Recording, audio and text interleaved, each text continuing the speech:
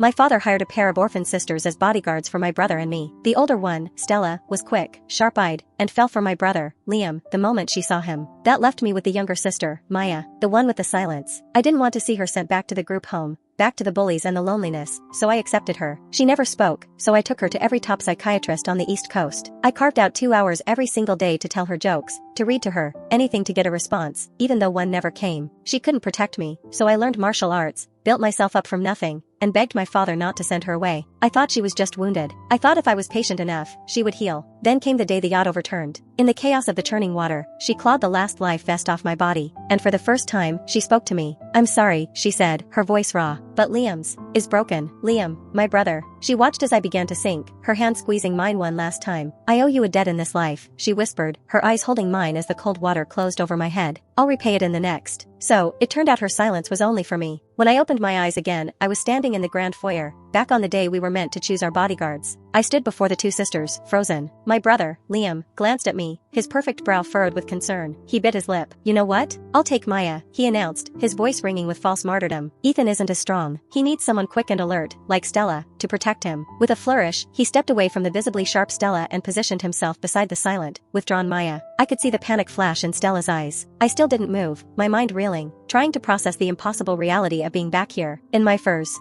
life. I had hesitated then, too, after Liam and Stella had made their instant connection. Seeing my indecision, Liam had offered to switch bodyguards with me. Looking at his pained expression now, I remembered how I'd truly believed he was trying to give me the better protector. I thought he was looking out for me, so I refused, adamant that he shouldn't be disadvantaged. I couldn't bear to see my brother lose out, and I couldn't stand the thought of Maya being sent back to that place. It was all a lie. When the yacht went down, Liam had made a show of refusing my life vest, but he'd stood perfectly still while both sisters strapped it onto him. His own bodyguard, Stella, was a certified lifeguard. There was a piece of floating debris right next to him, but he only offered a few token protests. That was Liam's signature move. He always knew I'd refuse any offer that required someone else to sacrifice for me. He lost nothing, yet he always walked away with the reputation of a hanso, me, selfless saint. But this time, I just nodded. Fine. Liam's face, perfectly arranged to display reluctant acceptance of my refusal, went rigid. He wasn't the only one stunned. Maya's head snapped up, her vacant eyes suddenly sharp, fixed on me. They were filled with a confusion and shock that mirrored my own. "No," my father's voice boomed through the hall. "You are the eldest son of the Reed family, Liam. Your safety is paramount. This girl has autism, she can't even speak. She is not fit to protect you." A cold, bitter laugh almost escaped me. So, he knew about Maya's condition all along. Yet he'd brought her here anyway. This whole charade of letting us choose was just for show. "But," Liam started, a wave of relief washing over his features as he subtly wiped a non-existent tear from his eye. He was about to launch into another performance when Maya spoke. "I can speak." My head shot up in astonishment. The Maya from my past life, the one who hadn't uttered a sin, GLE word for 7 years, was speaking now? I saw it then, an awareness in her eyes that didn't belong to a girl her age. And I knew, with chilling certainty, she was reborn, too. So much for repaying me in the next life. Given a second chance, the first thing she did was ensure she wouldn't be stuck with me again. But she didn't know. I didn't want her anymore. As for my capabilities, Maya continued, her voice steady and clear, "You are welcome to test them again, sir." I didn't doubt her skills for a second. After I died, my spirit had watched her, a phantom observer. I saw her fight to protect Liam until help arrived. Saw her single-handedly drive a gaff hook through the head of a bull shark. The irony was laughable. In my first life, I'd learned to fight for myself.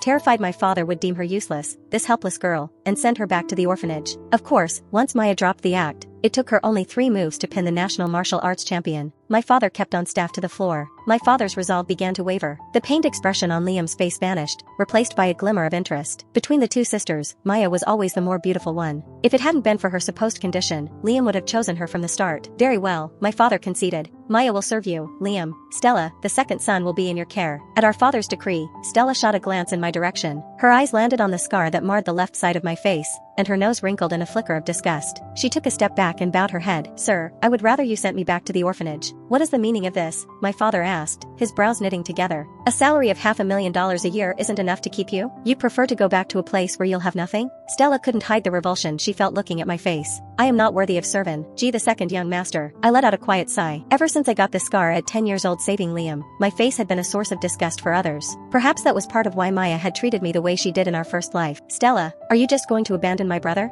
Liam cried out, grabbing her arm, trying to pull her to her feet. Stella looked at him, her eyes shining with an unmistakable adoration. I didn't come here for him. I remained silent. Liam quickly masked a flicker of pleasure, arranging his face into a frown of disapproval. No, that's absurd. I won't let you go back there to suffer. What's the difficulty? I said, my voice cutting through the drama. Why don't you just take both of them, Liam? It seems they're both yours for the asking. Liam's face flushed. What are you talking about? From the moment the Chin sisters walked in, my brother's eyes hadn't left them. He wanted them both. My father looked at me, his expression awful. You really don't want a bodyguard? I don't, I said plainly. I'm not interested in either of them. Both sisters turned to look at me then, their expressions a mixture of surprise and indignation, as if wondering what right I had to refuse them. Maya's gaze was more complex, something deeper than simple curiosity. I couldn't read it, and I no longer had the desire to try. And what about your safety? My father pressed. Can you guarantee it yourself? Probably not, I admitted, shaking my head. My father stared, taken aback. Which is why you should send me to work with Claire, I continued. She has a whole security team. In my past life, I had poured all my energy into Maya. I'd even neglected my role in the family business. I wasn't like Liam. My father paid lip service to loving us equally, but the trust fund was only ever in Liam's and my older sister Claire's names. Claire was out on her own, a titan in the tech world, making the family trust grow exponentially year after year. Liam's annual dividends alone were more than most people make in a lifetime. Meanwhile, I had to practically beg our father for the money to cover Maya's medical bills. If I wanted to raise my own standing, I had to get in the game. Claire, my rarely seen sister who had little time for the family's disfavored spare, didn't even meet with me. Her assistant threw a menial position my way, and that was that. I wasn't angry. I just put my head down and worked. I'd never explored this side of myself before. Now, discovering my own aptitude for business was a revelation, even to me. After I closed the deal with a notoriously difficult investor, Claire finally granted me an audience. She threw me a welcome party, 3 months late, and started handing over significant parts of her portfolio. The company had hit a plateau and desperately needed new blood. As much as she might favor Liam, she couldn't afford to ignore me. Slowly, my reputation in the business war, LD began to eclipse Liam's fame for his good looks. One evening, returning home, Liam blocked my path. Ethan, he said, his tone dripping with faux concern. Don't you think you're being a little loud? I frowned.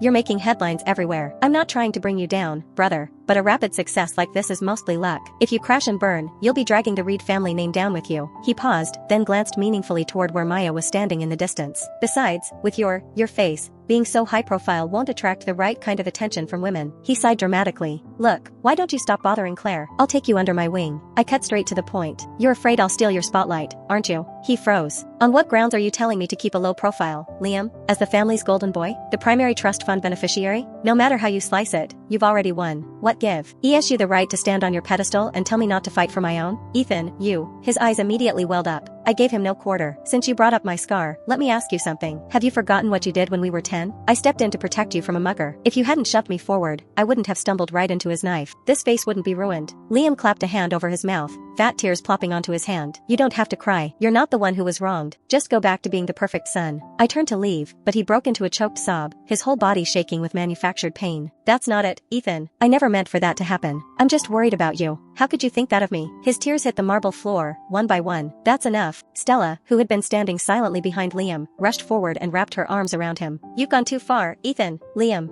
immediately tried to placate her, shaking his head through his tears. It's okay, Stella. I'm fine, really, he whispered, his shoulders trembling. A flash of pain crossed Maya's face. She looked directly at me. You went too far, she said, her voice cold and even. Apologize. I thought I'd misheard her, but Maya just stared at me, her expression unyielding. Crack. The sound of my hand connecting with her cheek echoed in the hallway. Liam gasped, rushing to shield her. Ethan, how could you hit her? I flexed my stinging hand. You should learn to control your people, Liam. Otherwise, they might forget who signs the checks and who cashes them. You. Stella hissed, her jaw tight with rage. Maya cradled her cheek, her eyes wide with a surprise I had never seen before. I turned and walked away without giving any of them another chance to speak. My plan was to pack my bags that night and leave, to never see Liam or those two women again. But the next morning, a frantic ding rattled my bedroom door. Stella burst in the second I opened it, completely ignoring the intrusion. She grabbed my arm in a vice grip. Liam's been kidnapped. You're coming with me. Thankfully, the martial arts I'd learned in my first life served me well. I twisted free, shoving her back. Show some respect, I snapped. And what kidnapping? What does that have to do with me? You have the nerve to ask? Stella's eyes were bloodshot, as if she'd been up all night. If you hadn't said those awful things to him, he never would have run out of the house crying. He never would have been grabbed by his enemies. This is all your fault, and you're going to go and switch places with him right now. The front door flew open, and Maya stood there, her face pale and drawn. She looked up at us on the landing.